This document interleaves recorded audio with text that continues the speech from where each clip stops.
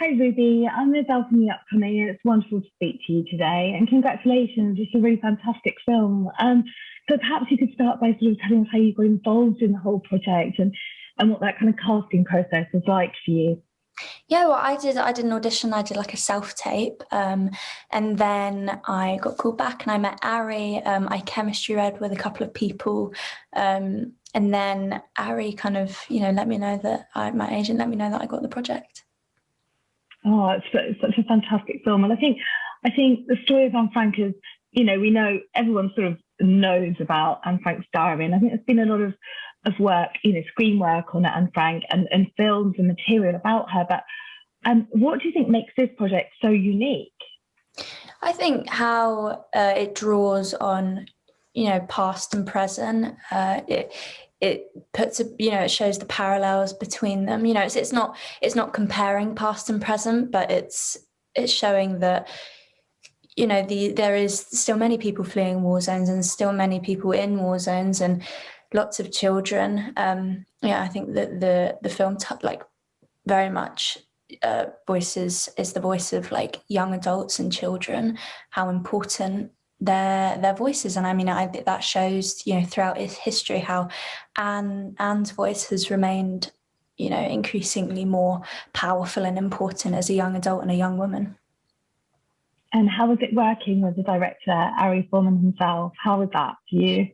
Yeah, it was really good fun. I mean, Ari is an incredible like personality, and he's so he was so loyal to like getting the story right, and doing it in this like really imaginative like way. You can see with the visuals, and he's when we were on like in the recording studio, it's different from being on a set, as you would see the world around you and like constantly like be bouncing off the people, whereas a recording studio is very different. It's very quiet, like you have to be extremely quiet and you can't see that world around you. So Ari was constantly had this dialogue and this conversation between each actor, and he often showed me like pencils of Kitty and what she looked like, and so it was really good fun working with Ari. I mean, he's just, I mean, like remember the first time after I watched the film, I texted him like, wow, you're a genius. Like, I mean, that must be very strange, sort of probably doing one of your first sort of vocal performances as opposed to doing it in real life. I mean, when you were doing it and that worked, did you ever sort of work alongside sort of Sebastian Croft, who plays Peter, and Emily Carey plays Anne? Or, how was that kind of filming process? Were you just recording it on your own, or were you kind of all in a room together at points? Or yeah, well, I met Sebastian, like Ralph Prosser, who plays modern day Peter, and Emily Carey. Like, I met lots of the cast before, we started recording, in order to like build up a rapport and a dynamic between one another, so that when we got into the recording studio, it was natural and organic, and we bounced off of one another, and the energy was there. Yeah, Ari had us like, when I shared like a lot of scenes with Emily and then Ralph. So when I was with them, we'd be in the recording studio together, like at opposite ends, and we had that energy to bounce off each other. Because I think if you're not like listening to how someone else is doing their performance, it can completely change your own. So without having someone there, the performances might not match. Whereas when you're in the room together, you're matching to one another, you're matching each other's tone.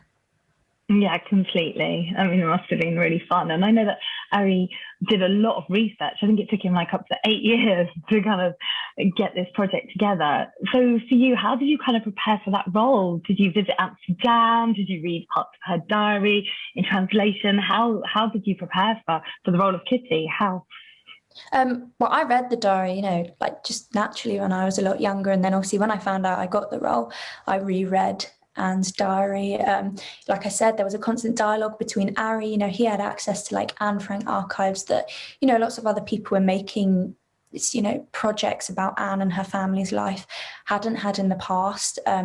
Also, we spoke a lot about we spoke a lot about Otto Frank, Anne's father, his book, and like about his life after Anne and Edith and Margot. He dedicated you know, the rest of his life to that. And I think in the film, you know, Kitty reads from Otto's book.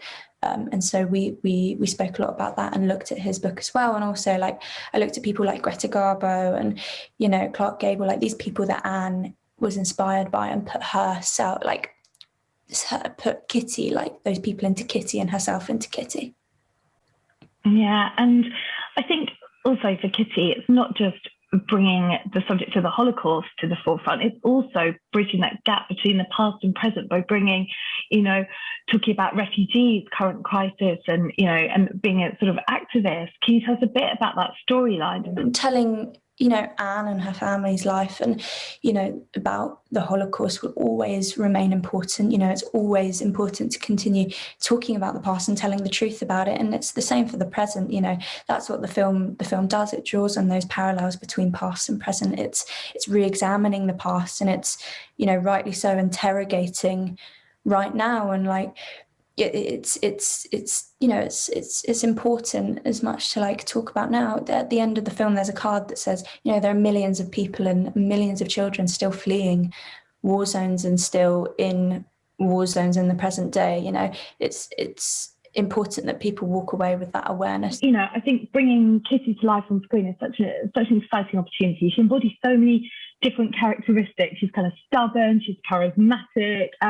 Does she kind of resemble you at all yourself? And what do you want audiences to kind of take away from her character? Yeah, well, Kitty is this part of, she's part of Anne. She's also part of all these people that Anne looked up to. She's this part of Anne that Anne felt she couldn't be because she was in, you know, she was in captivity and in the secret annex as well. So it was an honour to play her. And I think, you know, when you read Anne's diary, you see parts of yourself in her, you know, how funny she can be, how mean she can be, you know, how, you know, upset she gets at things everybody sees. But I certainly saw a part of myself in her. So, you know, I then see, you know, parts of myself in Kitty as well, especially when I was younger, growing up. I definitely see parts of myself in her, and how hopefully how loyal she is to, like, you know, Anne and those she considers family. Yeah, and I think sort of in the final part of the film, we see Kitty writing a letter to Anne. She promises to kind of fulfill her last wishes. It's exciting to give Anne that kind of extended journey. Sorry, could you say that again? I didn't. Yeah, of course. In the final part of the film, we see Kitty writing a letter to Anne, where she promises to fulfill her last wishes, to find love for her. Was it exciting to give Anne that kind of extended journey for viewers? Yeah, definitely. And it's like, you know, an honour to, like, it's an honour to play Kitty and to play like that part of Anne. But I think Anne, like, does have, in the diary, she talks about, like, the future, you know, and so tragically her life was, like, you know, cut short. And I think the fact that the diary, like, is incomplete in a sense is, you know, what gives it. Yeah, people want to find out more, and I think giving her this tale and this part of life that maybe people couldn't find out was, you know, really important and exciting. Oh, thank you very much for talking to me, and good luck. I'm sure it's going to go down amazingly. It's a really fantastic film, and thank you very much for talking to me.